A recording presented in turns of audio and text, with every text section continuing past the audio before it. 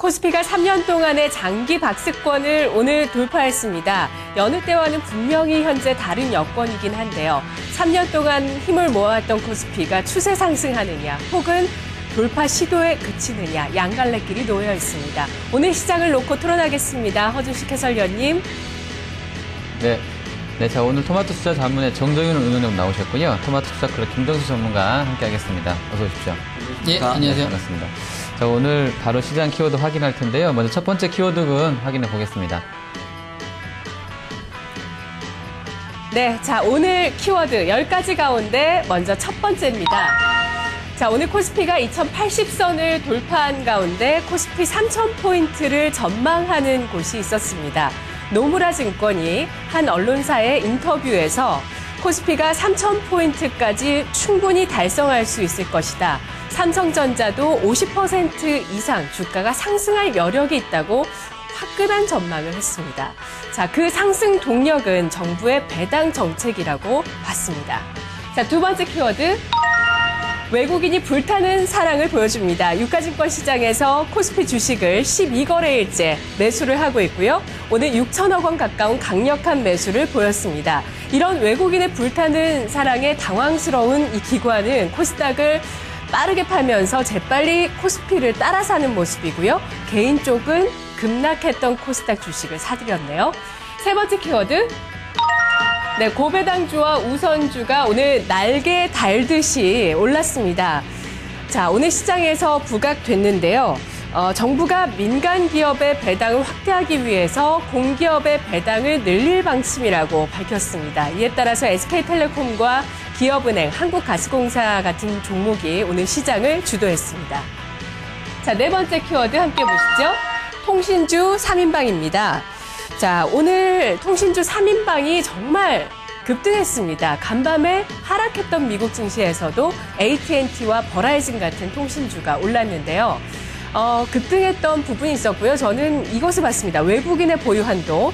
국가기관 산업이기 때문에 통신주는 보유 한도가 있습니다. 외국인에 한해서 49%까지 보유할 수 있는데 SK텔레콤과 KT는 거의 그 수준에 육박하고 있고요. LG유플러스 같은 경우는 현재 외국인의 보유 비중이 28%로 조금 여유가 있습니다. 자, 토론 시작해 주시죠. 허준식 해설위원님. 네, 자 3천선에 대한 전망 어제 나왔던 이야기고요. 그리고 외국인의 불타는 사랑, 그리고 고배당과 우선주, 통신주 3인방 조금 더 겹쳐질 수도 있는 재료들이 좀 같이 올라와 있는데요. 먼저 김정수 전문가 이 중에서 어떤 거 볼까요? 네, 저는 네. 뭐 아실 것 같은데 예, 고배당주하고 이제 우선주 하겠습니다. 네, 지금 오늘 사실 뭐 진짜 뭐 피크를 쳤다 할 정도로 엄청 그 관련주들의 흐름이 좋았었어요. 뭐 한 대형주가 막 9% 막 올라가고 그러던데요. 올라온 이유는 역시 최근에 나온 그 정책 기대감들이 이제 연장되면서라고 봐야 되겠죠. 당연하죠. 예, 기존의 주도주를 우리가 매매를 할 때는 네. 종목을 선정하는 게 세 가지 요인을 봐야 된다고 말씀을 드렸는데요. 정책, 실적, 모멘텀. 이게 네. 계속 이어지고 있는가를 우리가 보면 됩니다. 네. 근데 정책에 대해서 가장 우리가 이제 맨 처음 나왔던 것이 이제 배당금에 대한 부분, 이걸 확대하겠다라는 부분인데, 이거를 여기서 끝나는 게 아니라 세제 혜택까지 분리과세에 대한 부분까지 진행을 하고 있고 네, 예. 국민연금을 통해서 이제 경영권에 대한 어떤 목소리도 좀 내겠다 이 부분 하나 하고 그다음에 그 우선주들이나 아니면 이제 보통주들에 대해서 어느 정도 그 배당을 활성화하기 위해서 일단은 공기업이 일단 나서겠다. 이게 단계별로 계속 추진을 하는 거죠. 네네, 예. 그러다 보니까 이제 모멘텀이 계속 꺾이는 게 아니라 이어지다 보니까 고배당주라든지 이제 우선주들이 이렇게 계속적인 강세 흐름을 보이는 겁니다. 네, 그 공기업들 같은 경우에 운영용님 그 빚이 많잖아요. 네. 부채가 많아서 아까 누가 네이버 댓글에 욕도 막 해놓고 그랬던데 미친 거 아니냐고 막 이랬더라고요. 표현이 좀 과격하긴 한데 지금 부채비율이 상당히 높은데 사실은 이렇게 되면 공기업이 뭐 모범을 보인다는 측면에서는 의미가 있겠는데 결국에는 국민한테 세금 뭐 더 받는 거잖아요. 결국엔 정부가 많은 지분을 갖고 있는 데서 배당을 받아가는 거면 여기 완전 조삼모사 같기도 한데 실제로 이런 실행 가능성이 있을까요? 어떻게 보세요? 저는 개인적으로 이제 그 의미를 좀 다르게 해석을 하면은 예. 이거랑 똑같은 것 같아요. 경기부양책으로 40조를 쏟아붓겠다고 하는데 과연 이게 실효성이 있냐 없냐를 따지는 거하고 똑같거든요. 제가 볼 땐 그거를 따질 필요는 없다고 봐요. 어떤 그 재료를 해석하기보다는 그냥 시장에서 반영하는 그렇죠. 대로 따라가는 게 맞다고 그러니까 보시는 뭐 거죠? 네. 지금 이제 뭐 경기부양책을 내놓는다고 해서 뭐 40조를 어디다 구체적으로 어떻게 그 재원을 마련을 해가지고 어디다 쓸 것이며 거기에 따라서 연관성이 어떻게 될 것이냐 이거 따지다 보면 뭐 그냥 최근에 주식시장 하루에 1% 2% 오르는 거 저는 절대 못 따라간다고 보거든요. 그러니까 조금 아까 말씀하신 것처럼 한국전력은 뭐 영업 현황으로는 절대 흑자를 낼 수가 없습니다. 전기요금이 최소한 뭐 지금보다 한 20, 30% 오르지 않는 이상은 우리나라 구조에서는 그런데 뭐 결국엔 정책상에 있어서의 뭐 공기업의 어떤 자회사에 대해서 뭐 배당을 더 늘리는 정책을 쓰겠다. 그리고 일반 기업에 대해서는 사내 유보금에 대해서 일정 수준 갖고 있다라면은 그것에 대해서도 세금을 매기겠다. 뭐 이렇게 된다라면은 결국에는 뭐 삼성전자라든가 현대차 같이 한 건 많이 쌓아놓은 저배당을 하고 있는 대형사 입장에서는 네네, 예. 뭐 이제 배당에 대한 어떤 기대감이 높아질 수밖에 없는 것이고 뭐 공기업 같은 경우도 제가 볼 땐 마찬가지 관점이 되지 않나라고 좀 보여집니다. 네. 자, 배당 관련해서 세제 혜택이 이렇게 있다고 하면요. 이제 8월 초순에 실제로 이제 그 구체적인 내용이 이제 세법 개정안이 나온다고 하는데요. 실제로 이렇게 이제 만약에 10%대이던 그러니까 일반인 입장에서 봤을 때 대주주 말고요. 최대 주주 말고 이렇게 깎이게 되면 아무래도 이제 주식의 뭐라 그러지?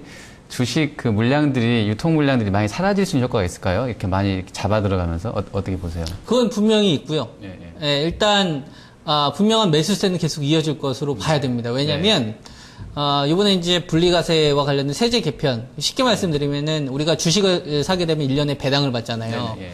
그 12월 결산법에는 이제 그 다음에 3월달 말로 기준으로 해서 4월달, 5월달에 받고 네. 또 중간 배당이라는 거 우리가 또 받는데 이 배당금 총액이 한 500만 원 정도 되는 소액주들 같은 경우에는 지금 세금이 한 70만 원에서 90만 원 사이를 내요. 근데 이걸 한 25만 원, 30만 원 정도 냅니다. 근데 여기에 금리를 지금 인상시키고 동결이 아니라 인하 쪽으로 가잖아요. 네, 그렇죠. 그럼 은행에다가 굳이 우리가 정기예금을 누리는 게 아니라 하다못해 안정적인 어떤 수익을 원하시는 분들은 하다못해 배당금을 받으려고 한다는 얘기죠. 관련 주식이라서 살 그렇죠. 거다라는 거죠. 근데 여기에 이제 뭐가 움직이냐면은 지방사 은행 가운데 가장 보수적인 은행 중에 하나가 어디냐면은 부산은행이에요. 정말 보수적으로 사업을 영위를 합니다. 예. 현재 이제 박근혜 그 대통령님과 이제 좀 잘 알고 계신 분이 이제 운영을 하고 있는데 예. 이쪽도 지금 배당 관련된 펀드를 판매하기 시작했어요. 그러니까 기존에는 약간 미래셋이라든지 한국금융지주라든지 증권사업 위주 쪽 관련돼서 이제 펀드가 배당 관련된 펀드가 많이 진행이 됐었는데 이게 예, 이제 예. 지방까지 나오고 있으니까 이 배당 관련된 펀드를 운영을 하게 되면은 이걸 사기 위해서 인덱스를 맞춰야 됩니다. 그러니까 이쪽 우선주가 뭐 끝났다라고 이야기하는 사람들도 있는데 그건 그쪽에 대해서 수익을 못 냈던 사람들이 그런 얘기 하는 거고. 전혀 이제 안 갔다. 그렇죠. 매매한 기준이 없으니까 그런 얘기 하는 거고. 하다못해 뭐 신영증권도 제가 잠깐 이야기를 좀 해드렸는데 신영증권 우선주가 지금 한 42,000원대 왔다 갔다 하는데 네. 이거 지금 사더라도 배당금이 수익률 보게 되면 5%예요. 그런 관점으로 보는 사람들이 많다는 얘기죠. 그럼 그런 걸 하나의 어떤 그 인덱스를 구성을 해서 이거 상품을 팔았는데 이게 기존에는 약간 공격적으로 운영했었던 증권사였기 네, 때문에 펀드 자금들이 들어왔는데 이게 이제 지방까지 확산이 되고 있다는 거는 네, 네. 우리가 분명히 좀 인정을 한 상태에서 시장을 바라봐야지 좀 최고 수익을 갈 수 있다. 이렇게 말씀을 드릴 수 있죠. 그러니까 이제 그러니까 지금 구간에서는 사실 이제 배당주나 우선주는 반드시 좀 편입돼야 되는 반드시 해야 돼요. 있고 그리고, 예. 그리고 앞으로 전망도 좋다고 보시는 거죠, 당연히. 네. 왜냐하면 아직도 계리율이 0.6 수준 유지하는 기업들이 무지하게 많습니다. 그러면은 지금 삼성전자가 이제 내일 그 잠정 실적 발표를 한 다음에 확정치를 발표를 할 건데 네네, 예. 거기서 세부적인 내용이 중요한 게 아니에요.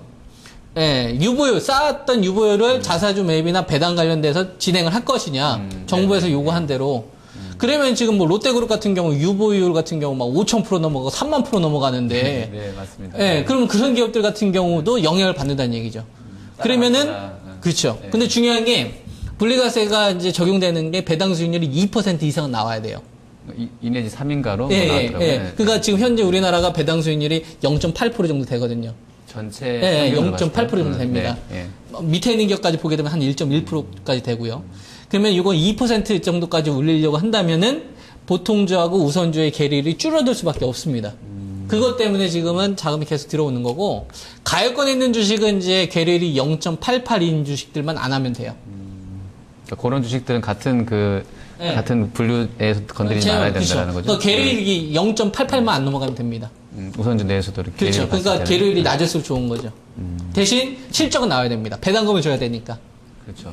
운영님도 좀 같은 생각이세요? 이제 고배당주나 뭐 우선주가 지금 뭐 상승세인데 계속 이어진다고 보세요? 뭐 결국에는 시장을 주도하는 쪽이 이쪽이다. 왜 주식을 이쪽을 사느냐라는 거를 파악해 보면 네, 결국에는 배당을 노리는 어떤 매수라고 좀 볼 수 있겠죠. 예를 들어서 다만 이제 시장이 글쎄요, 제가 뭐 일단 뭐 한 2주 전으로 잠깐 시각을 돌려서 보면 네. 과연 그 당시에 통신이나 고배당 관련주를 사야 된다라고 외쳤던 사람들 몇 명이나 있나? 여기 계세요. 예, 이제 뭐 거의 없다고 이제 거의 이분 계시고 나머지 이제 거의 없다고 보면 예. 결국엔 시장이 어떤 변화를 해가는 데 네. 있어서의 결국 외국인이 가장 크게 주도를 하고 있지 않습니까? 네네. 뭐 비유를 하자면은 결국에는 삼성전자의 그 구조조정 이슈가 있었을 때 외국인이 왜 삼성전자를 주식품으로 샀는가 아니면 그 이외의 어떤 종목들을 왜 샀는가를 보면 여기 어떤 기대감 아니겠습니까? 네, 예. 뭐 삼성전자라든가 다른 이제 고배당 관련주에 대해서 아직 이제 배당 관련되어 있는 내용이 확정이 된 것은 아니고 그렇다라면 결국에는 차후에 어떤 발표가 될 수 있는 어떤 기대감 자체가 있다라면은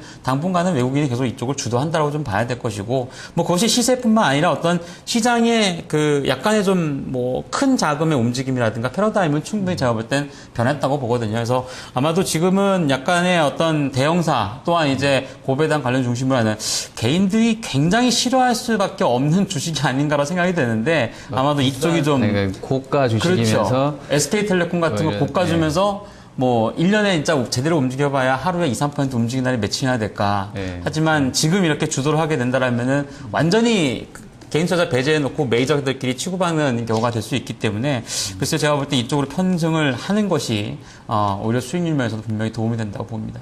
네, 알겠습니다. 자, 이 정도 하고요. 다음 키워드군도 좀 바로 확인해 보겠습니다. 네, 외국인뿐만 아니라 큰 손이 움직이고 있는 것이 어느 쪽인가를 봐야 되겠군요. 자, 그렇다면 5번째 키워드는 뭘까요? 자, 현대중공업의 어닝 쇼크입니다. 오늘 시장의 또 하나의 빅 이슈였는데요. 현대중공업이 2분기 영업손실 1조 원 규모로 발표하면서 사상 최대의 적자를 냈습니다. 어닝 쇼크였죠. 이에 따라서 조선주가 동반 하락하는 모습이었고 현대중공업은 장중에 52주 신저가를 다시 경신하기도 했습니다. 하반기 실적 개선 여지는 없을까요? 현대중공업 주가가 반등할 수 있을지 주목되고 있습니다. 6번째 키워드입니다. 자, 금융주가 초강세입니다. 증권에 이어서 은행주, 그리고 오늘 보험주까지 오늘 동시에 이렇게 52주 신고가를 기록하는 종목들이 또 많이 나왔고요. 특히나 은행주를 비롯한 금융지주사 같은 경우는 실적이 좋습니다. 자, 코스피를 상승하게끔 주도하는 주도주가 될 수 있을지 금융주 주목해 보시죠. 7번째 키워드입니다. 옐런에 맞선 트위터 이렇게 표현을 했는데요. 이 옐런이 얼마 전에 SNS와 바이오주의 버블에 대해서 코멘트를 했는데 그에 무색하게 현재 페이스북에 이어서 트위터까지 정말 어닝 서프라이즈 발표했습니다. 자, 네이버와 다음 SK컴즈, 우리 SNS주가 중요하겠죠. 이들도 지금 참 뒤숭숭한 상황에 놓여 있는데 이들 SNS주의 미래는 어떻게 될까요? 주가가 중요하겠죠. 자, 어떤 키워드를 선택해 볼까요, 허 의원님? 네. 자, 2번째 군에서는 저희 제작진이 골라주신 현대중공업의 어닝 쇼크 한번 보도록 하겠습니다. 지금 영업 적자가 뭐 1조 원, 그래서 연구원들도 막 다 리포트 내용 보니까 뭐 이럴 줄 몰랐고 예상치보다 다 한 800억, 900억씩 적자가 더 커진 것으로 나와서 놀랬던 것 같아요. 리포트도 다 안 내고 일부만 좀 내서 좀 조용했던 분위기인 것 같은데요. 일단 이렇게 좀 안 좋게 나온 이유, 운영령님 먼저 좀, 뭐라고 보세요? 네, 이 이유들이. 다들 예. 이제 오늘 아침부터 발표가 됐기 때문에 잘 아시겠습니다만 5천억 가량의 그 공사 손실 충당금이 이제 미리 반영되었다라고 좀 볼 수 있겠죠. 물론 이제 이 부분이 다음 분기에는 없을 테니까 당연히 뭐 다음번에 어느 정도 좀 개선될 여지가 있는데 뭐 결국엔 지금 뭐 조선주가 현대중공업이 이제 대규모 적자 발표됨으로써 차후에 결국에 이제 어떻게 될 것이냐 뭐 이미 발표된 팩트보다는 향후의 전망이 더 중요하지 않을까 좀 보여지는데요. 그래서 일단 실적 면에서의 어떤 주가의 저점이라든가 이런 부분은 어느 정도 이제 마련이 되지 않았나라고도 볼 수 있겠는데 다만 이제 확인을 해봐야 되는, 즉 이전에 이제 한 1, 2주일 전부터 주가가 반전을 보일 때 어떤 그 단기 반등에 대한 성격이 짙다라고 하는 그런 부분을 많이 말씀을 드렸습니다만 결국에는 어느 정도 이제 3분기 실적에 대한 확인 과정이 제가 볼 땐 좀 필요하지 않나라고 좀 보여집니다. 그래서 오늘 급격한 하락과 대규모 거래량이 실린 부분에 대해서는 말씀드린 것처럼 어느 정도 저점에 대한 확인 과정이다라고 보시는 것이 뭐 좋다라고 좀 보여집니다. 전략까지 다 주신 거죠? 네. 한 방에 그냥. 자, 보니까 제가 이제 연구원들 리포트 보니까요. 세미리그라고요. 세미리그? 세미리그 맞네요. 예. 뭐 드릴십 관련해서 얘네가 2002년도 이후에는 안 만들어 봤나 봐요. 그래서 그거 만들다 보니까 손실이 예상보다 커서 뭐 이랬던 부분도 있는데, 현재 이제 수주해갖고 있는 거 보면 잔량들이 별로 이제, 그러니까 지금 상반기만 보면 거의 뭐 안 되고 있잖아요. 그러니까 이런 부분들 본다 그러면 앞으로 전망이 조금 안 좋을 수도 있을 것 같은데 좀 어떻게 보세요? 조선주는? 조선주 전략은 되게 간단해요. 네, 간단하게. 예. 네, 결론을 말씀드려야 되는지 아니면 전략을 말씀드려야 되는지. 그냥 다 같이 해주셔도 돼요. 다 같이 해드릴까요? 예. 그러니까 현대중공업은 이렇게 보시면 됩니다. 삼성전자가 잠정 실적 발표를 언제 했었냐면 7월 8일 날 했어요. 예. 그리고 그 전까지 실적 기대치도 되게 안 좋았고, 그리고 7월 8일 날 정말 어닝 쇼크가 나왔습니다. 그리고 나서 오히려 한 2, 3일 정도 저점 살짝 깼다가 그다음부터 이제 올라가기 시작을 했죠. 올라왔던 이유는 배당에 대한 매력이 있었고, 삼성 지배구조와 관련된 이 모멘텀에 남아 있었기 때문에 그런 겁니다. 그리고 이 현대중공업도 같은 측면에서 보시면 될 것 같아요. 지금 삼성전자가 실적이 좋아서 올라가는 게 아니에요. 환율이 도와주는 것도 아니거든요. 현대중공업이 배당이나 아니면은 현지 자산 가치 대비 싸다라는 것을 우리가 일단은 인정을 한 상태에서 접근할 수 있는가를 우리가 생각을 해야 되는데, 현대중공업이 일단은 이렇게 실적이 안 좋았으니까 조선주는 매달 실적을 발표를 합니다. 이걸 합쳐가지고 이제 분기 발표를 하는 거고요. 예. 그러면은 현대중공업은 이번에 대규모 적자가 나왔으니까 개선되는 게 무조건 확인돼야 됩니다. 지금이 7월 달이니까, 7월 말이니까 한 달 뒤 8월 말에 이제 9월 초수 정도 되게 되면은 이제 실적이 이제 월간 단위가 나온다면 그게 플러스가 나와야 돼요. 플러스가 나오고, 그 다음에 4분기 실적이 쌓였던 거 보게 되면 월간 단위가 누적이 돼서 어느 정도 증가했는지가 나올 거 아닙니까? 그럼 하다못해 배당은 해줘야 될 것이다. 그러면 어차피 싸다라는 건 인정이 되는 거니까. 그때까지 기간 조정이 필요한 겁니다. 그래서 신규는 사면 안 되고요. 보유자도 팔면 안 됩니다. 언제까지 팔면 안 되냐면은 8월 말이나 9월 초까지 팔면 안 되고요. 그 이후에 전략을 세워야 되고, 만약에 이 주식이 지금 2분기 실적이 이제 발표가 되고 3분기로 넘어가면서 실적이 좀 흑자 전환되는 흐름이 나오면은 오랫동안 가지고 계셨던 분들도 일단 19만 선 정도에서는 일단 매도를 좀 준비하는 게 가장 현실적이지 않겠느냐. 이렇게 말씀을 드릴 수 있습니다. 네. 자, 우정영님 아까 전략도 같이 주셨는데요. 요게 이제 컨셉이 저희가 이제 요번에는 자본 유보율 높은 쪽은 물론 이제 좀 시간이 2017년도 진짜 시행은 그때부터라고 했다고 하는데, 얘네도 지금 현대중공업도 4,000%가 넘더라고요, 유보율이. 그러면 좀 그 실적은 일단 워낙에 안 좋았습니다만 그런 같은 컨셉으로 또 묻어서 갈 수도 있지 않을까요? 이노베이션처럼 이렇게 좀 어떻게 보세요? 일단 유보율이 높다라는 거는 분명히 가용할 수 있는 자금이 있는 것이기 때문에 말씀드린 것처럼 배당을 할 수도 있는 것이고 그런 어떤 기대감이 있다고 좀 보여지긴 하는데, 글쎄요, 당장에 연간으로 봤을 때 거의 수천억대 적자가 날 가능성이 높은 기업이 지금 배당에 대한 어떤 부분을 기대한다는 건 저는 좀 무리라고 보여지고요. 전략상에 있어서 제가 왜 3분기 실적을 확인해야 된다라고 하는 부분을 말씀드렸냐면, 좀 전에 이제 우리 김종수 전문가가 언급한 것처럼 결국엔 월간 단위 어떤 수주 현황이라든가 아니면 성과라든가 뭔가 가시적으로 좋아지는 그림이 있어야 된다라고 좀 볼 수 있습니다. 물론 이제 오늘 대규모 거래량 쌓아주고 과거에 이제 1분기하고 지난해 4분기 쪽에서 어떤 실적 부진의 요인으로 인해서 주가가 과거에 어떤 급락했을 때의 흐름을 보면 정말 일방적인 대규모 기관 매도가 엄청나게 쏟아졌거든요. 근데 오늘은 사실 주가가 워낙에 현대중공업 기준으로 많이 떨어지고 다른 종목군들도 이제 개장가 이후에 버벅거리는 그런 모습을 보여주긴 했습니다만, 아주 일방적으로 대규모의 어떤 매물이 쏟아졌다라고 보기에는 좀 힘들 것 같습니다. 어떻게 보면 펀드 운영상에 있어서의 현대중공업을 중심으로 하는 어떤 로스컷 물량이라든가 이런 부분이 나왔다고 좀 볼 수 있기 때문에 어떻게 어느 정도 이제 그 수급에 있어서는 조금 풀릴 여지는 저는 있다고 좀 보여지고요. 다만 이제 그 반등을 좀 확인하기 위해서는 월간 단위든지 저는 약간 보수로 봤을 때에 3분기 실적이 그래도 조금 더 개선세를 보여주는 것이 확인이 돼야 어느 정도 추세적인 움직임을 좀 기록할 수 있지 않을까 보여집니다. 네, 알겠습니다. 자, 두 번째 키워드군은 조선주 실적 부진 좀 살펴봤고요. 자, 마지막 세 개도 확인해 보겠습니다. 네, 다음 8번째 키워드입니다. 북한이 한국과 러시아를 잇는 철도 사업에 동의했습니다. 새누리당 의원이 북한의 동의를 담은 서신을 러시아의 유력 기업으로부터, 유력 인사로부터 확보했다고 발언을 하면서 이 내용이 나왔는데요. 철도주가 오늘 대우 AL과 대하 TI를 중심으로 장중에 11에서 13%까지 급등했다가 거의 상승폭을 다 반납하고 마감됐습니다. 9번째 키워드입니다. 네, 결제 시장에서 삼성의 진출보다 카카오의 진출에 더 큰 반응을 나타내고 있습니다. 카카오가 삼성카드 등 9개 카드사를 업고 9월 중에 신용카드 결제 시장에 진출한다는 소식을 내놓았는데요. 카카오 간편 결제 서비스를 시작하겠다는 이야기입니다. 삼성카드와 다음은 그 수의 기대감으로 오늘 급등했고 KG 이니시스와 KG 모빌리언스는 이 소식에 피해 우려감이 커지면서 하한가 마감됐습니다. 10번째 키워드입니다. 네, 창의 에탄올입니다. 상장 전부터 뜨거운 공모 열기로 정말 주목받았던 기업인데요. 알코올 주정을 제조하는 업체입니다.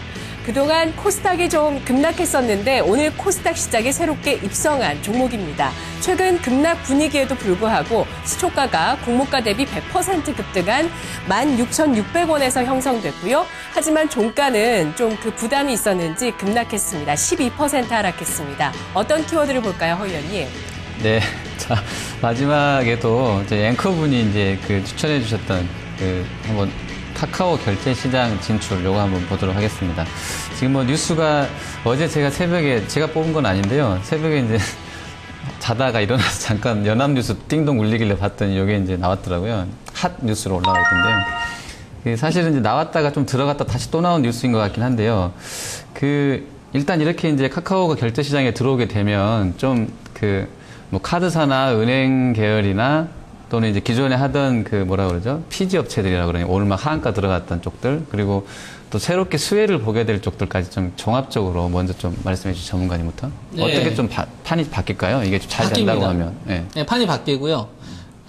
우리가 장세를 분석을 할 때는 시장의 자금이 어떻게 흘러가고 있는가를 놓고서 전략이라는 걸 세워야 되는데 지수가 신고가를 가고 있는데 하한가를 간다. 그 종목이요? 어떤 종목이? 그렇죠. 네, 네. 지수가 신고가를 가고 있는데 하한가를 간다. 호재가 나왔는데 주가가 오히려 하락을 한다. 악재가 나왔는데 오히려 저점을 만든다. 이거는 그 재료에 의해서 주가가 반응하기보다는 그걸 역으로 좀 이용하는 부분이 시장에서 반영이 되고 있다는 것이고요. 누군가가 그렇죠. 한다는 거죠. 네. 네. 근데 반대로 실질적으로 악재가 나왔고 그에 따라서 하한가가 나오거나 급락이 나왔다는 얘기는 그게 실질적인 악재라는 얘기입니다. 그냥 그대로 이해해야 그렇죠. 된다는 거죠. 있는 그대로 네. 봐야 되는 거고요. 그 다음에 최근에 이제 결제 시스템 관련된 부분이 우리가 이전에는 이제 결제를 하거나 그래서 굉장히 복잡했잖아요. 공인인증서부터 하고 30만 원 하게 되면 문자 확인하고 주변 그죠? 사보셨어요? 카카오로? 저는 게임주 아이템을 네. 일부러 몇 개 좀 사봤었죠. 직접 구매를 한번 해보신 경험이 있으세요? 네. 그럼 좀 절차가 복잡한가요? 이렇게 네, 절차가 예전에는 되게 많이 복잡했는데 지금 굉장히 간단해지고 있습니다. 점점 더. 예, 옛날에는 이제 한 번 네. 결제하고 두 번 결제할 때마다 한 번 다 했는데 그래도 구글 플레이 같은 경우도 저도 몇 번 사봤는데 책 네. 같은 거 그냥 자기 신용카드 정보 넣어놓으면 네. 한 번만 넣으면 그 다음부터는 바로 그냥 그렇죠. 그런 식으로 혹시 지금 돼 있나요? 이미 카카오도? 지금 제가 그것까지는 제가 잘 모르겠고 네. 지금 현재 제가 좀 게임에 관련된 부분 게임을 많이 하세요? 게임을 일부러 좀 합니다. 게임을 즐긴다라기보다는 한번 해보는 정도로. 다 체크를 해봐요. 왜냐하면 그 주가에 진짜 많이 영향을 끼쳐요. 예. 그래서 지금 현재 진행되고 있는 걸 보면은 이 구매와 관련된 게 굉장히 좀 간소해졌고요. 그러다 보게 되면 이거에 대한 시스템 변화도 좀 분명히 있을 거고 아무래도 자본력을 가지고 있는 사람들의 입장에서는 이 경쟁 이 벽이 굉장히 낮으니까 좀 타격을 좀 받는 건 좀 분명한 사실이지 않겠느냐 이렇게 좀 보고 있습니다. 그 운영장님, 네. 해보진 않아도 예. 카카오에서 이제 커피나 케이크 같은 거 간단하게 선물할 수 있는 선물하기 이용이 해보셨어요, 있잖아요. 실제로? 예, 좀 해봤습니다. 하시는 편인가요? 그거는 뭐 예전에도 네. 몇 번 해봤는데 굉장히 간편하죠, 결제가. 네. 그리고 다른 거까지 볼 필요는 없고요. 좀 전에 말씀하신 것처럼 카드 번호나 그리고 통장 번호 같은 거를 갖다 등록을 해놓고 결제할 수 있는 네. 데가 아주 유명한 사이트가 하나 있죠. 이건 페이스북이죠. 여성분들이 나와야 되는데 사실 페이스북이- 남자들은 잘 쇼핑을 잘 안 하기 때문에 제가 지금 여쭤보고 싶은 페이스북 거는 같은 경우가 잠깐만요. 거의 그거보다 결제가 아주 간단하게 돼 있습니다. 제가 지금 상당히 좀 궁금했던 점은 그거거든요. 그러니까 실제로 보면 요즘 나오는 뉴스가 주로 물건을 살 때는 실제로 좀 대형 화면에서 안 그래도 좀 뭐 확인을 못 하고 사는 거기 때문에 확인하고 싶기 때문에 대형 화면을 보고 많이 이제 온라인 쪽에서 산다고 하는데 그래도 그쪽은 아직은 좀 모바일 쪽 성격이 강하지 않나 싶어서 이게 될까 싶더라고요, 카카오가. 근데 그게 커질까요? 근데 지금 표 잠깐 좀 준비되셔서 잠깐 보시면 지금 이제 삼성회계법인하고 그 카카오가 이걸 추정해서 이제 보여준 거예요. 근데 보시면 분기 실적으로 먼저 좀 띄워줘 보실래요? 분기 실적. 이 보면 모바일 상거래 수익은 그냥 정체예요. 1, 2, 3, 4분기가 단위가 100만 원이니까 40억 정도로. 그러니까 얘네도 이쪽은 별로 안 보고 있다는 것 같아요. 어떻게 보면. 근데 이제 광고 쪽이나 지금 말씀하신 게임 쪽은 좀 의미 있게 좀 보고 있는 것 같은데 실제로 제가 그걸 보고 느낀 거는 뭔가 결제를 해야 되는 거잖아요. 카드를 가지고. 근데 이게 정말 도움이 될까 싶었거든요. 문화를 만들면 돼요. 문화. 아, 그런 문화를요? 예, 실제로, 그러니까, 근데 예. 뭔가를 살 때는 그래도 좀, 만약에 고가든 저가든 간에 나한테 필요한 걸 사게 되면 좀 막 자세하게 확인해보고 싶은 욕구 때문에 그런데 여성분들이 좀 그렇고. 그래서 제가 좀 출연자분들이 네, 여성분들 네. 좋아서 그 말씀 드렸던 건데. 저 같은 예. 경우는 예. 일단 좀 확인되면 그냥 바로 저기 하는 스타일. 사시는 편이시고. 물론 이제 금액에는 이제 제한이 해외 있는데. 사이트가 왜 예. 자꾸 유행가를 가만히 생각해 보시면 예. 물론 금액도 낮긴 하지만 좀 전에 페이스북에 언급을 드린 것처럼 예. 카드 번호나 이런 거를 한 번만 등록을 해놓으면 결제가 한 원클릭에 끝나요. 해외 직구를 하게 되면 국내 네, 사이트보다. 그렇잖아요. 예, 근데 네, 예. 30만 원 이상을 사게 됐을 때 공인인증서까지 끌고 가지고 한 3-4단계 결제 단계를 거치고 SNS 문자 받고 네. 하는 게 귀찮고 싫어져 버리면은 당연히 말씀하신 것처럼 어떤 그러한 어떤 문화 내지는 인증서가 필요 없는 결제 시스템에 대한 수요나 욕구가 더 늘어나게 된다는 거겠죠. 그러면 거기에 홈쇼핑 말씀드리면 예, 예. 저비용으로 가면 돼요. 그러니까 아, 마진을 안 남기고 가는 걸로? 마진 말고 그러니까 싼 걸로 일단 다 가면 돼요. 아, 예. 네, 그렇죠. 아, 작은 누구나 살 수 있는 잘 자라는 네, 그런 그러니까 뭐 20만, 정보구나. 30만 원짜리가 아니라 한 아, 5천 원짜리 만 원을 아, 그냥 이거 그냥 쉽게 살 수 있게끔 그런 식으로 문화를 만들면 돼요. 거기에 뭐 유명한 사람들 몇 번 광고하고 이거 하나의 문화를 만들게 되면 일본에서 라인이 매출이 급강을 하잖아요. 캐릭터 사업하면서 문화를 만들었기 때문에 그런 거거든요. 그런 식으로 가면 그렇죠. 수단이 있다고 보시는 거고. 어떤 그러면 사업을 진행하는 데 있어서 커지려면은 네. 문화와 그거와 관련돼서 사람들이 커뮤니티를 할 수 있는 공간을 만들면 됩니다. 그러면 백화점하고 홈쇼핑주는 어떻게 되는 건가요? 좀 어떻게 보세요? 그런 쪽들은 홈쇼핑 관련된 주식들은 여러 가지 좀 차이가 아니 있겠지만 뭐 인터파크 INT나 그러니까 실제로 지금 네. 뭐 이런 상거래를 하는 쪽들은 타격을 좀 많이 받을까요? 어떻게 보세요? 저는 그렇게 타격은 받지 않을 거라고 봅니다. 다 결제 대행 사이트니까 네. 오늘 결제하고 있는 KG 이스나 모빌리언스가 하한가 맞은 거잖아요. 그쪽 사이트는 별로 영향이 없죠. 아니, 아예. 그러니까 카카오로 대부분 사게 되면 기존에 팔던 유통업자들이 피해를 보지 않겠냐? 그렇게 생각 안 하세요? 보는 분야가 완전 틀립니다. 아, 그래도 그 뭐라 그러지? 어차피 걔네가 다 확장해. 아니, 그건 말도 안 되고. 그럼 제품 라인업이 그러면 카카오는 현재는 특정한 어떤 상품에 한정돼 있나요? 그렇죠. 카카오를 사용하는 네. 주 타겟층은 20대, 30대, 40대. 이 수요층이 제일 많고요. 그 다음에 CJ 오쇼핑이나 GS 홈쇼핑. 걔네 된다. 그분들이 가장 돈 많이 쓰는 세대 아닌가요? 40대까지. 그분들도 많이 쓰지만, 네. 진짜 실질적으로 많이 쓰시는 분들은 40대 후반에서 50대 분들이 TV 보고서 마음에 들면 전화 한다든가 아니면 딸한테 시켜가지고 인터넷으로 산다든가 그런 쪽이에요. 그래서 수요 자체가 이쪽으로 다 쏠리는 게 아니고요. 그 상품을 구매하는 구조 자체가 완전 틀립니다. 그러니까 뭐라 그러죠? 그 상품군별로는 좀 분할돼서 이렇게 그럼요. 시장이 형성될 것이다. 예. 하시는 거죠. 아, 시간이 너무 길어졌는데요. 자, 이 정도 하겠습니다. 키워드도 바로 여쭤봐야 될 텐데요. 먼저 운영자님 내일 가져갈 키워드 어떤 거 하시겠습니까? 예, 뭐 현재 시장의 분위기를 네. 반영하고 있는 고배당주로 좀 더 보도록 고배당주 하시고, 자, 전문가님은 어떤 거 하실래요? 저는 이제 고배당주하고 우선주 할 줄 알았죠. 예, 이번에는 그거 안 하고, 외국인의 불타는 사랑. 예. 저거 뭔가요? 그냥 전체적인 매수가 많이 들어온다. 뭐 이 이거죠? 얘기는 이제 무슨 얘기냐면은, 짧게 해주셔야 돼요. 시장 안 죽는다, 쉽게 안 죽는다. 갈 거다. 예, 그러니까 외국인들이 이렇게 들어오는 구간은 쉽게 안 죽는다. 그래서 네. 8월 달은 전 급락은 없다라고 봅니다. 예, 자, 공략주도 바로 가겠습니다. 먼저 전문가님부터 짧게 하셔야 돼요. 신한지주가 목표가에 도달했던데, 이게 잡혔나요? 매수가 됐나요? 아마 그 65,500원이기 때문에 그 분할 매수 시가에 하지 않을 이상 힘드셨을 거예요. 아, 그러면 어쨌든 근데 수익이 굉장히 낮잖아요. 네. 축하드리고요. 오늘 공략주는 어떤 겁니까? LG입니다, LG. 지주사 LG. 아, 예. 네. 그룹주 해야 돼요. 삼성 그룹주하고 LG 그룹주 이거 두 개 딱 해야 되고 그다음에 자동차 부품주와 그다음에 우선주 이렇게 포트 균형이 돼야 돼요. 네. 그래서 지금 이제 제가 가져올 수 있는 건 이제 뭐냐면 LG인데 그 지주사인데 LG가 제가 아침에 방송하면서 그 LG CNS가 그 카카오 결제하기 만든 애예요. 그래서 제가 그걸 약간 말씀드렸었는데 저는 사실 매출 비중이 얼마나 되겠어 싶었는데 그게 또 컨셉이 또 일부 될 수도 있을 것 같은데 목표가 얼마 보십니까? LG 왜 웃으세요? 네? 아니 저랑 비슷해서 여쭤봤던 거예요. LG 목표가 얼마 정도 예, 보십니까? LG는 네. 이제 네. 재밌어요. 네. LG는 지금 네. 6만 7천원에서 네. 6만 8천원대 쪽 분할매수 하시면 될 것 같고 예. 목표가는 7만 7천원에 손절가는 6만 4천원을 제시하겠습니다. 네, 자, 시간이 없어서 좀 짧게 봤는데요. 자, 운영용님은 어떤 종목이십니까? 네, 저는 뭐 최근에 주가의 어떤 뭐 선도주 쪽은 아닌데 워낙에 또 저평가되는 종목 중에 뭐 현대 로템을 좀 보도록 하겠습니다. 네네. 오늘 또 그 러시아 관련해서 뭐 철도 관련 뉴스 나서 또 움직였던 쪽에 이제 개별주가 좀 많이 움직이긴 했는데 뭐 중대형사는 아직 안 움직인 것 같습니다. 매수가는 오늘 종가랑 비슷한 25,000원 내외권 드리도록 하겠고요. 예. 현대 로템이 만약에 이 객차만 내일도 네. 까나요 혹시? 네? 객차만 하나요? 레일도 같이 까는 일도 하나요? 제가 알기로는 다 하고 있는 걸로 알고 있습니다. 아, 레일도 직접 깔아요, 로템에서? 그러면은 북한에서 좀 와달라고 할 것으로 보시고 갖고 오신 것이 아니면 그냥 펀더멘탈적으로 접근하신 뭐 거세요? 이렇게 복잡하게 많은 걸 보려니까 2분기 실적 네. 아직 안 나왔는데 좀 안 좋을 것 같고요. 예. 3분기 이후에 대규모 수주하고 기대감이 있는 만큼 최근에 움직임은 주가 저점 만들고 있는 과정이라고 보여집니다. 그래서 네, 조금은, 뭐 러시아도 네. 그렇고 북한도 그렇고 예. 뭔가 연결이 되면 당연히 뭐 철도 관련 회사에는 당연히 수혜가 된다고 보시는 게 맞겠죠. 네, 목표가는 그럼 얼마 중장기적으로 정도? 29,000원 제시해드리겠고요. 예. 손절 매각은 24,000원 제시하겠습니다. 네, 알겠습니다. 자, 오늘 두 분 종목이, 그 정정용 운용은 좀 묵직한 종목이에요. 현대로톰, 그냥 듣기로요. 현대로톰 가져오시는데 목표가 29,000원이시고요. 김정수 전문가는 그룹사 중에 LG, 지주사 LG 갖고 왔습니다. 77,000원. 이 두 종목의 흐름도 잘 보시면 참고하시면 좋을 것 같습니다. 자, 시장에서 지금 주목하고 있는 금통위 관련해서요. 어제 7월달 금통위 의사록이 공개가 됐습니다. 근데 의사록에 따르면 정해방 금통위 위원이 기준금리 인하를 이렇게 주장을 하면서 14개월 만에 처음으로 금리 동결에 관한 이 만장일치 기조를 깼다고 합니다. 정말 8월 달에는 금리 인하를 기대해봐도 될지 기대감이 커지는 상황인데 뭐 이런 모멘텀까지 겹쳐지게 되면서 지수 추가 상승 나오기를 기대해 보겠습니다. 시청해주신 여러분 고맙습니다.